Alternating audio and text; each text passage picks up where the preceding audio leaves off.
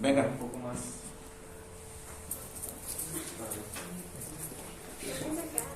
¿Cómo se llama? Gema. Ah, pues es Gema. Sí. No la conocía, neta. Bueno, aquí estoy. Gema, la protagonista. Sí, sí me acuerdo de ustedes. Pásale del otro lado. No se parece en la vida real, ¿eh? Entonces, supongo que es más. No, y llegué a hablar con ustedes, me acuerdo, ¿Sí? por Teams. Ok, entonces va a llegar la hormona al receptor. El receptor se encuentra Va a interactuar la hormona con el receptor. Bueno, Es va a lo que hacen las interactuar. hormonas. El receptor se encuentra en la membrana de la célula, ¿De qué células? de las células.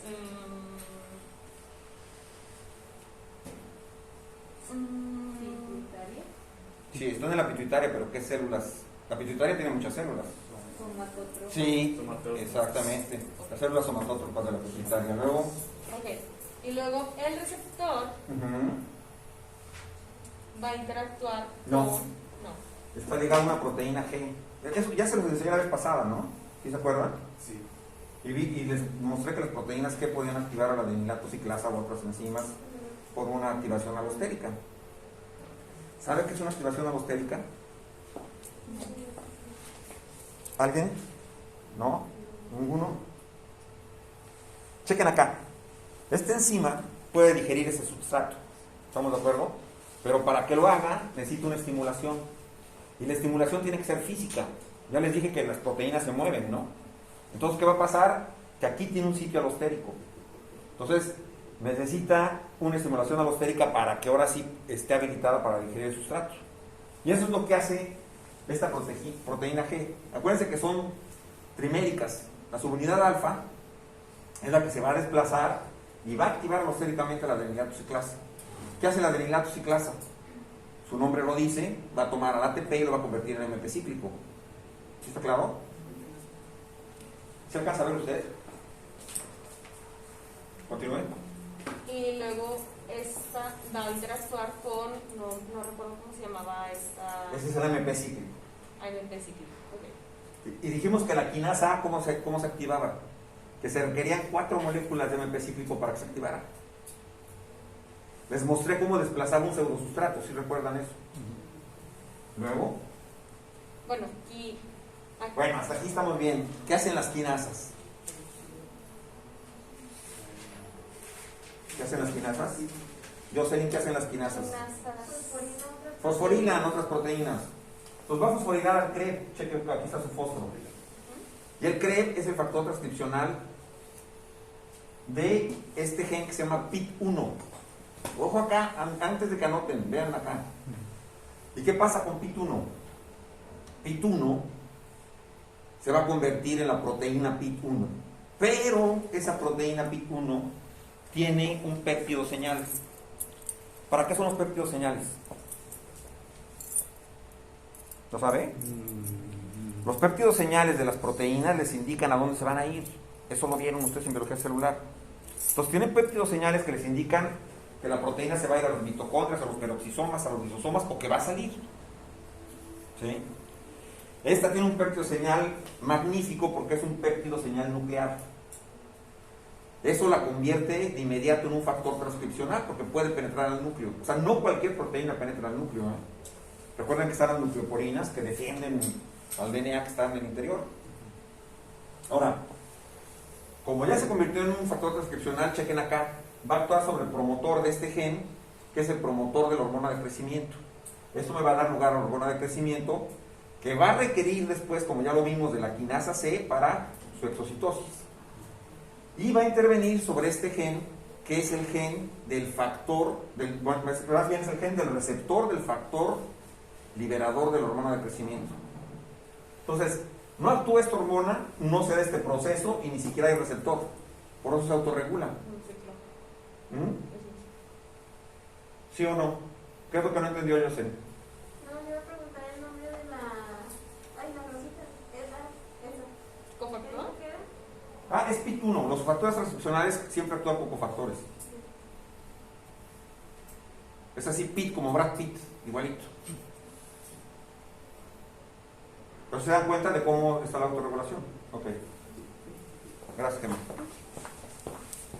Y gusto conocerlas. No sé por qué es la protagonista, pero. Sí, era muy protagonista del semestre pasado. Okay. Bueno, eso es lo que estamos viendo. Chequen acá, no es para que se espanten.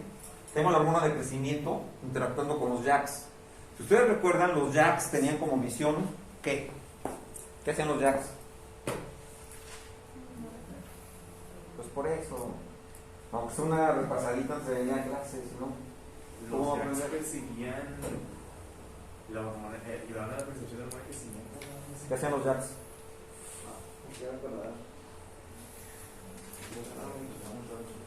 Los JAKs iban a fosforilar a los STATs. Y los STATs se dimerizaban. Ahora no, vean esto, vean esto.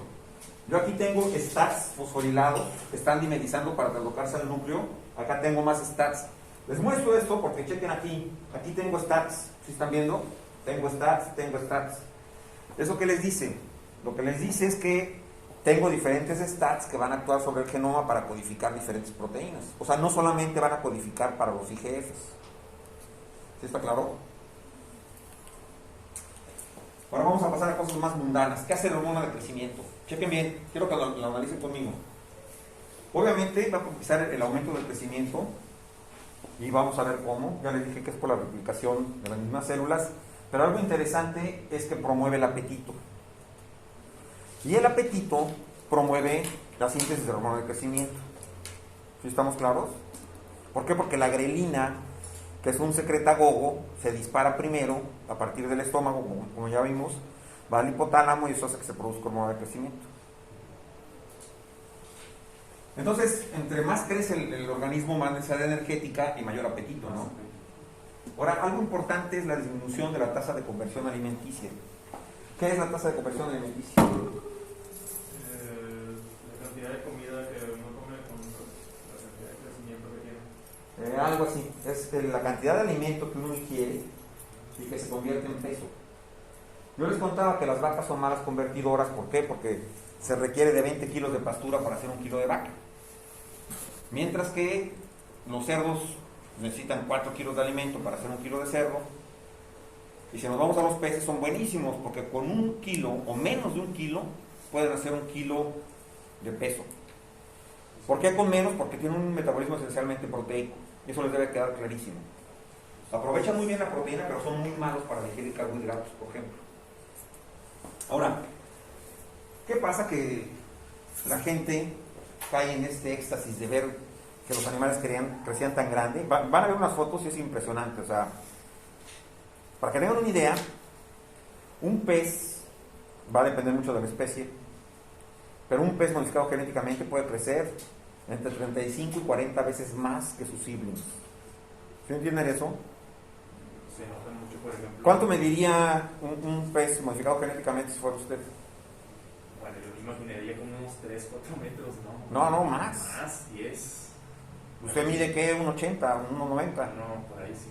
Bueno, pues hago de cuenta que mide 2 metros, entonces multiplico por 40, es un edificio. Iba a destacar que, por ejemplo, sí se nota mucho la diferencia entre las mojarras naturales que son como de este vuelo y las mojarrotas de gata que sí son más. No, las transgénicas son las que sí son, va a ver que son enormes.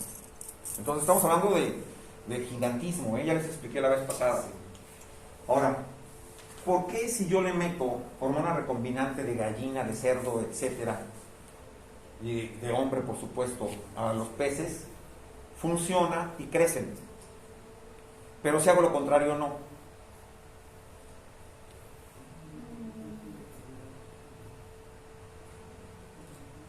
Si yo me meto hormona de crecimiento de pez, no me va a hacer ningún efecto. ¿Por qué? ¿Por su metabolismo? No.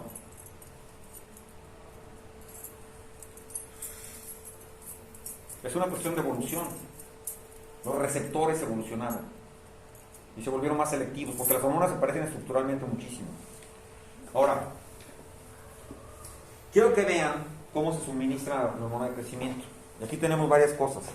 Ustedes van a tener una operación acuícola y estamos hablando de que van a manejar, vamos a decir, 100,000 peces para que sea rentable. Entonces, si yo digo, yo los voy a inyectar, ¿han tratado de inyectar un pez? está muy raro, está muy difícil agarrar. Ahora inyectar 100,000, pues está peor, ¿no? Y aquí hay una cosa que es importante, que es esto, la manipulación. Si yo lo manipulo, ¿qué es lo que va a pasar? Se estresa. Y si se estresa, ¿qué pasa? ¿No? Crece menos. ¿Por? Porque es el ácido láctico. Los 3 niveles la hormona de crecimiento. ¿Sí? ¿Por qué? Porque afecta los niveles de Insulina. De cortisol. Y el cortisol es un glucocorticoide, es decir, el cortisol hace que se produzcan picos de azúcar y la llamada de la hormona de crecimiento son los bajos niveles de glucosa. y no hay una homeostasis en el cuerpo. Sí, se va a dar una homeostasis, pero está retardando el efecto del crecimiento. Entonces usted está metiendo hormona de crecimiento para que no crezcan al final. Tengo la inmersión, aquí se requiere de anestesia, eso también implica manipulación. Luego yo tengo la administración oral. Aquí tienen que tener varias cosas. Aquí la administración oral funciona en larvas de peces, porque las larvas tienen absorción macromolecular. ¿Qué quiere decir eso? Que al principio las moléculas enteras pueden pasar a los enterocitos. Siempre hay una reminiscencia de esto. Nosotros lo tenemos también. ¿Sabían eso? Nosotros tenemos una parte del intestino que tiene esa capacidad de absorción macromolecular y es el recto. Y es por eso que los supositorios funcionan. Es la única parte, lo demás hay enzimas, etc. Entonces, para darles hormonas de manera oral, hay que dárselas cuando son muy chicos. Y eso no es tan rentable porque, finalmente, ustedes se acuerdan, es cuando ellos producen ya mucha hormona de crecimiento. Pero yo tengo una salida interesante que son los implantes. Cuando me refiero a un implante, es que me refiero a un polímero que encierra una cantidad de hormona que yo le voy a meter un pez y que va a estar soltando la hormona a niveles altos y constantes. Eso significa que va a estar bajo la influencia de la hormona de crecimiento mucho tiempo. Ahora, cuando se imagina un implante para un pez, es del tamaño de un grano de arroz o más chiquito, y se mete con una jeringa, se lo meten intramuscular y ya, lo sueltan y el pez crece. ¿En alguna parte en específico o es en cualquier? Sí, en el músculo dorsal, por ejemplo, se acostumbra mucho. Ahora vean, surgen todos estos tipos de metodologías. Aquí tenemos hormona de crecimiento recombinante de salmón, producida en Escherichia coli, y encuentran que el método oral es lo más práctico, ¿no? Ya comparado con todos los métodos que vimos. Empiezan a diseñar diferentes matrices de polímeros y le dan una matriz que es bien interesante, que se llaman, así como los ven aquí, ftalatos. ¿Por qué es interesante? Porque funciona con el pH. Esto quiere decir que si ustedes envuelven la hormona de crecimiento en esta matriz, al momento que se la dan al individuo, va a pasar por el tracto digestivo y va a resistir la hidrólisis ácida. Ustedes se acuerdan, así empieza, ¿no? Para que se active el pepsinógeno y que actúe la pepsina. Entonces se va a liberar ya realmente cuando llega al intestino. Y si llega al intestino ya tenemos un pH básico. Y esto implica entonces que se abran estos polímeros y que suelten toda la hormona de crecimiento. Si el pez es pequeño, todavía puede pasar macromolecularmente la hormona. Y así se empezó a incorporar en pellets. Y ahí se hicieron muchas matrices. Vean esto. Aquí tenemos, por ejemplo, tilapia, donde se le metió hormona de crecimiento y se producía pues un buen crecimiento y también aumentaba el sistema inmunológico. Lo hicieron los cubanos. Este es otro caso con truchas, donde también desde muy chiquitas les empiezan a dar hormona de crecimiento. Aquí tenemos un ejemplo. ¿Cómo? Esa es la tasa de crecimiento. Esa es la tasa de crecimiento con el tiempo, son 100 días. Entonces, no sé si alcanzan a ver, pero si ustedes ven, todos los peces pesan 66 gramos. Y lo que están viendo aquí es el grosor de la matriz. Porque claro, si ustedes meten una matriz que es muy delgada, se libera muy pronto la hormona de crecimiento. Ustedes quieren que dure. Entonces, si meten una muy gruesa, se va a tardar mucho. Y están calculando cuál es el diámetro óptimo, ¿verdad?, de esa matriz. Y si ustedes ven esas flechas, aquí tenemos el placebo, y el placebo nos dice que creció 162 gramos. Pero aquí, en 50 micras, creció 232 gramos. Son como 80 gramos de diferencia. Sí. Ya cuando calculan, ¿qué es esto? 80 gramos, ya si los multiplican por 100,000, pues ya son una cantidad de peso interesante y son pesos también. ¿Sí estamos de acuerdo? Sí. Entonces utilizó mucho esa técnica de meter implantes con hormona de crecimiento. Y se veían los efectos primarios, que como quedamos, era el aumento del apetito, era una mejor conversión alimenticia y también facilitar la retención de nitrógeno a través de la síntesis de proteínas. Pero se empezaron a ver efectos secundarios. Y se dan cuenta, entre otras cosas, que se estimulaba el crecimiento ovárico en el caso de las hembras y que se restablecía la actividad de una enzima que es clave. ¿Por qué es clave? Porque es donde inicia la síntesis de los esteroides a partir de la pregnenolona, que es la 3-beta hidroxiesteroide deshidrogenasa. ¿Y esto por qué? Por contaminación. Bien apuntaba su compañera que eran las células somatótropas las que producían hormona de crecimiento, pero en la pituitaria hay otras células también que producen gonadotrofinas. Entonces, es muy difícil tomar las puras células somatótropas, ¿sí estamos de acuerdo? Para hacer una extracción y purificación de hormona de crecimiento.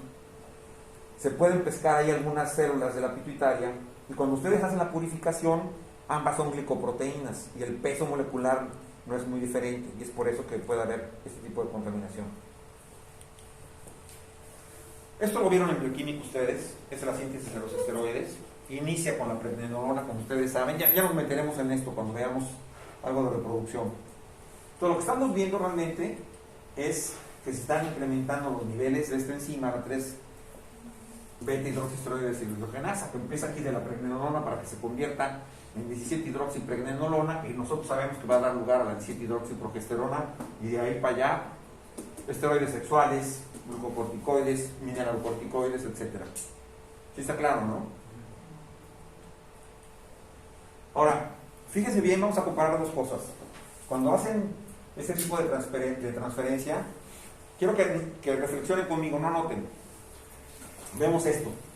¿Qué quiero yo? La expresión continua de un gen a una frecuencia elevada y continua, ojo, en las células hepáticas. ¿Cuál es el blanco de la hormona de crecimiento? El hígado. Entonces, ¿y qué tal si me ahorro el viaje? ¿Qué tal si hago que el gen se exprese ya en el hígado?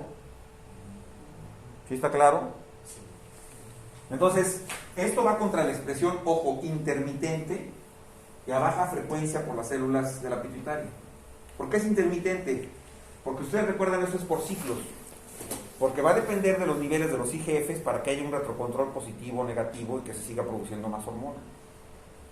Entonces, si ven claro la diferencia aquí, yo quiero que entonces la hormona de crecimiento se exprese en el hígado donde ya tiene sus receptores y que ahí mismo actúe todo el tiempo. Todo el tiempo y además a niveles elevados. Y eso fue lo que hicieron. Ahora, para interpretar los efectos es muy complejo. ¿Por qué? Porque esos peces obviamente siempre crecen, pero siempre tienen apetito también. Como siempre tienen apetito, también tienen secretagogos todo el tiempo. Y vamos a ver que entonces la calidad del alimento empieza a diferir. No sabemos cuánto comen, porque son insaciables, y no sabemos con cuánta cantidad de proteína los podemos saciar tampoco.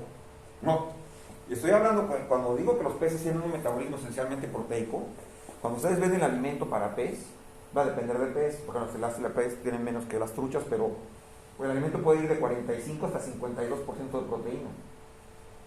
Piensen, es un chorro, o sea, casi la mitad del alimento es proteína. Ahora, nosotros tenemos este paradigma también. ¿Qué pasa si yo tengo una hormona que se está sintetizando a nivel de nanogramos y que es clave como la hormona de crecimiento? ¿Qué pasa si empieza a producirse cantidades grandísimas? Sobre todo, ¿qué pasa si yo me encuentro ante esto? Piensen bien, la hormona de crecimiento tiene que ver con respuesta a todas las hormonas. Aquí estoy hablando yo, por ejemplo, de catecolaminas, como la adrenalina, que obviamente por las subidas de glucosa tiene que ver con la insulina, que tiene que ver entonces con la llamada de la hormona de crecimiento. Aquí está su eje. Tiene que ver con el estrés, aquí está su eje también, con el cortisol. Tiene que ver con la TSH, con la tirotropina, porque yo les expliqué que las hormonas tiroidianas estaban trabajando junto con la hormona de crecimiento, salvo que las hormonas tiroidianas están implicadas en el crecimiento longitudinal, principalmente en los huesos, mientras que la hormona de crecimiento es la acreción muscular. Tiene que ver obviamente con las gonadotropinas y el crecimiento de las gónadas también. Entonces, si yo tengo una sobreproducción de esta hormona, se va a desregular y va a funcionar completamente diferente el metabolismo. ¿Sí está claro?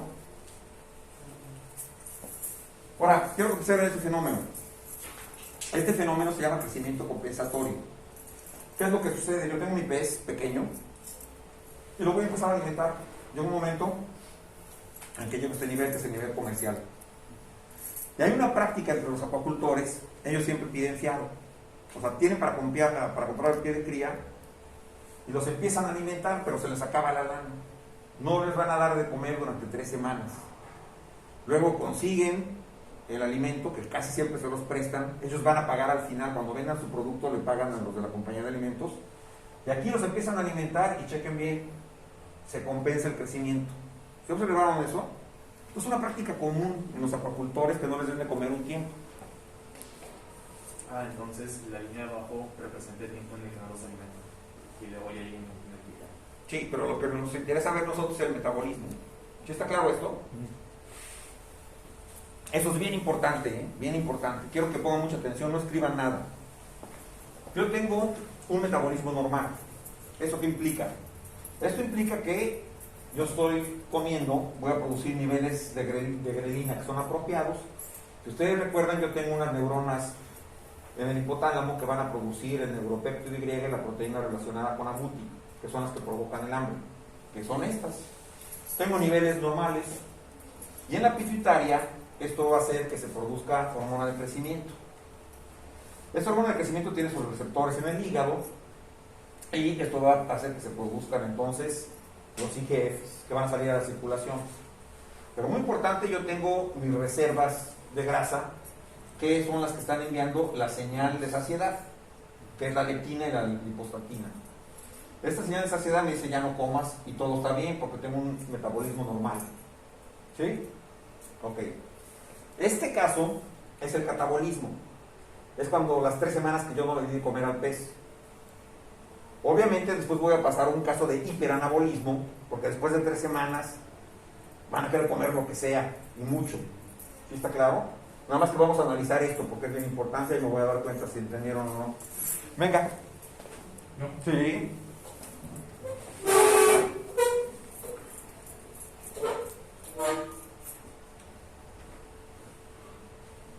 ¿Quiero que lo explique? Sí. Quiero que explique ellos, yo ya me lo sé. Paso del otro lado. Explique esta parte de aquí abajo. Piense bien, piense bien. Aquí vamos a tener entonces un pez que no comió en 3 semanas. Está tapando a su compañera. ¿Dónde le picó? Para... En el último botón. Está tapando a su compañera. Perdón. No, la sigue tapando. Ay, te veo. No, sí veo. ¿Así? Bueno. Pues ¿dónde empiezo? Aquí. Pues el catabolismo es ¿Qué es el catabolismo? la restricción de la alimentación. El catabolismo es cuando uno empieza a destruir sus propios tejidos para nutrirse de ellos mismos. ¿Sí estamos de acuerdo?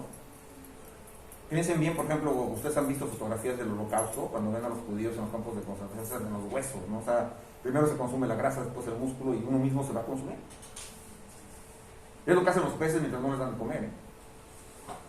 Entonces, Pues los peces no tienen nada de alimento y entonces, ¿qué pasa? pues su sistema digestivo está vacío. Está aumentando la cantidad de grelina. De grelina. De grelina. Vean las flechas. Entonces, como tiene 3 semanas sin comer, pues cada vez tiene más hambre y produce más grelina, ¿no? Ahora, ¿qué pasa? La respuesta es que el hipotálamo, chequen bien, produce más neuropéptido Y. Eso se traduce en más hambre todavía. Luego, Pues empiezan a comer de todo. no. Aquí no está comiendo. Como yo tengo una gran cantidad de neuropéptido Y, Casi no se envía lipo. no. Acuérdense que la grelina es un secretagogo. Entonces esto va a hacer que se produzca una cantidad exagerada de hormona de crecimiento también. ¿Sí está claro esto? Es por eso que funciona esto del ayuno intermitente, ¿eh? Luego, Entonces,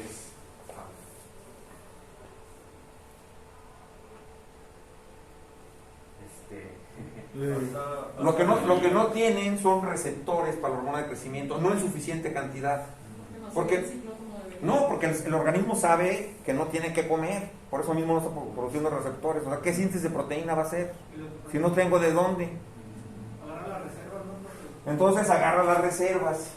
Entonces la grasa que está consumiendo está mandando una señal que cada vez es más débil de leptina, porque casi no tiene grasa. Es proporcional la cantidad de leptina que se produce a la cantidad de grasa.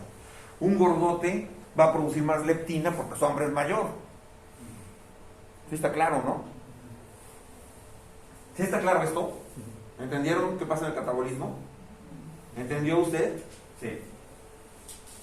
Se aprende más aquí, ¿verdad? Sí. Pásele. ¿Y qué pasa entonces en el hiperanabolismo? Lo opuesto. Lo opuesto, pero vamos a ver cómo. Es el último botón. Está tapando sus compañeros. Ok, empieza la comida. Aquí ya estamos. No, a ver, aquí salió de esta etapa. ¿Cómo sale de esta etapa? Hambriento. Hambrientísima. Bastante hambre. Y yo de repente les empiezo a aventar alimento. Y aquí caigo en este cuadro. Ahora sí, ¿qué pasó? Ok, empieza a haber más alimento. Aquí, como ven, al contrario de la flecha de acá, dice cada vez crece más la granadina. Aquí está saciando el pez. Se está saciando porque está comiendo. Sí, disminuye el hambre.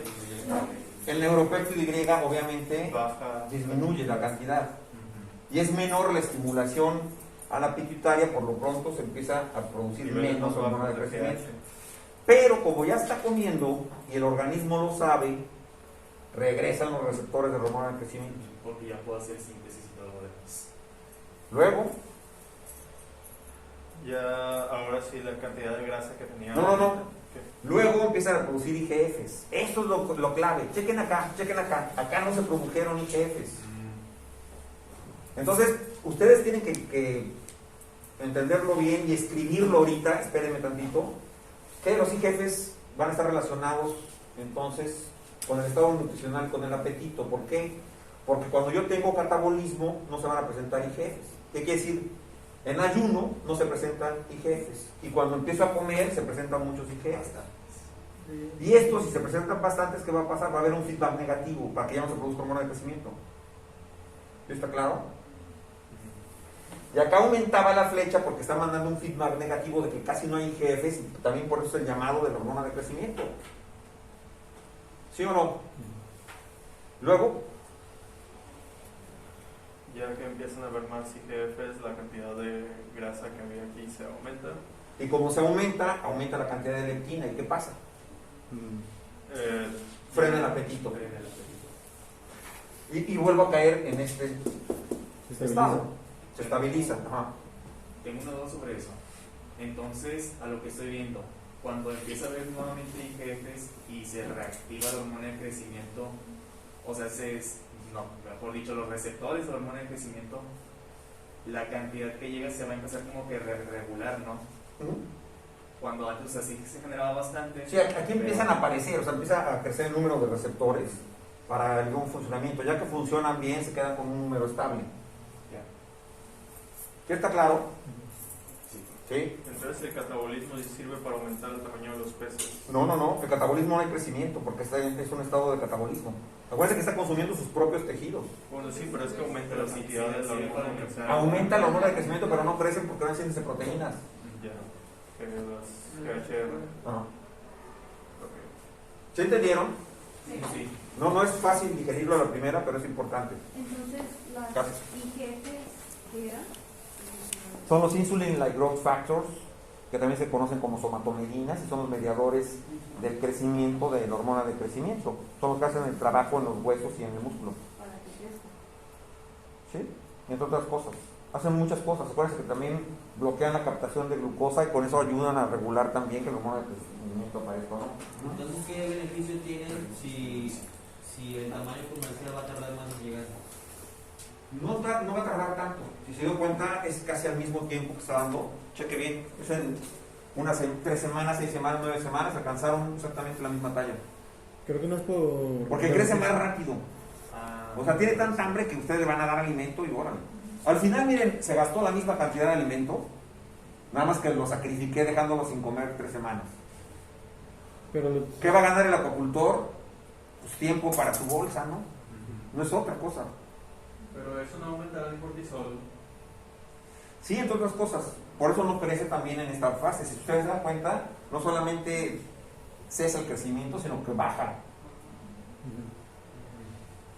Ahora, ¿por qué les explico todo esto? Me voy a tomar un minuto para explicarles por qué. Yo tengo que en el caso de los peces transgénicos, ojo, los transgenes se incorporan prácticamente a todos los tejidos. Algo así muy importante es que tengo una ausencia de expresión de hormona de crecimiento en la pituitaria, por supuesto, porque acuérdense que yo dirigí los transgenes al hígado principalmente, y entonces por eso también tengo una regulación que es negativa. O sea, ya no necesito el feedback de los IGFs, ¿sí me explico? Porque está produciéndose en el hígado. Entonces hay niveles plasmáticos de IGFs que van a ser muy bajos.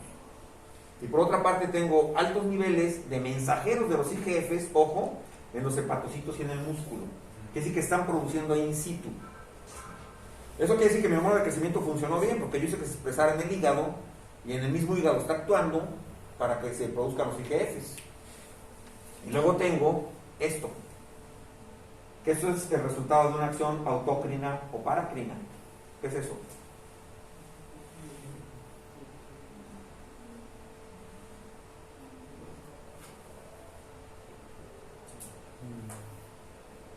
Una acción autócrina quiere decir que funciona dentro de la misma célula, y una acción paracrina quiere decir que funciona de célula a célula.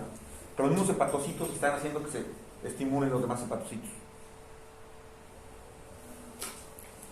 Ahora, chequen las diferencias entre los transgénicos y los normales. El apetito de los transgénicos no está directamente influenciado por los IGFs, que fue lo que acabábamos de ver ahorita, si se acuerdan. En catabolismo yo no tenía IGFs, y cuando empezó el hiperanabolismo tenía muchos. Ahora, los niveles bajos de moléculas orexigénicas, aquí estoy hablando de la grelina y del neuropéptido Y, no van a ser suficientes como para quitarles el hambre. Siguen teniendo hambre a pesar de no tener moléculas orexigénicas. ¿Sí me explico? No tienen grelina, pero tienen hambre. Y la otra es que los niveles de hormonas anorexigénicas, de las que quitan el apetito, como las CCK, colecistoquinina para los que fueron a Conalep, estos no van a funcionar estacionalmente. ¿Qué quiere decir? Que en un pez normal, como son poiquilotermos y no pueden regular su temperatura, cuando baja la temperatura baja el metabolismo. Y por eso en invierno prácticamente no comen, porque bajó su metabolismo y prácticamente no crecen. Estos peces transgénicos sí siguen comiendo y creciendo. Es decir, comen todo el año, crecen todo el año. ¿Sí está claro eso? Sí. Y entonces, aún en invierno. Nomás para que empiecen a pensar por qué son diferentes los transgénicos de los no transgénicos. O sea, por eso estamos viendo eso del metabolismo, ¿no? Porque los transgénicos no comen en invierno. No, los transgénicos sí comen en invierno. Son resistentes más en el invierno, ¿no? ¿Cómo? Son más resistentes en el invierno ¿Cómo resistentes? a las temperaturas y por eso su metabolismo No es eso. Es que tienen un sistema de regulación del apetito que es diferente que los normales. Yo por eso primero les presento el metabolismo estándar para que traten de entender cómo se da un metabolismo en un organismo genéticamente modificado. Acuérdense que tienen niveles de expresión de las hormonas que son súper diferentes. ¿Sí está claro? Bueno, pues continuamos la siguiente clase. Profe, Sí. ¿en eso también se puede dejar un tiempo sin comida de los transgénicos? Nada más que se vuelven locos. Les voy a mostrar un video después Se comen entre ellos. para que vean cómo comen los transgénicos y cómo comen los peces normales. De hecho, esto tiene que ver con el comportamiento antipredatorio de los peces, y eso tiene muchas consecuencias ecológicas que vamos a ver. También es por eso que pasan los rebotes después de las dietas muy estrictas, ¿no? Así es, entran en catabolismo.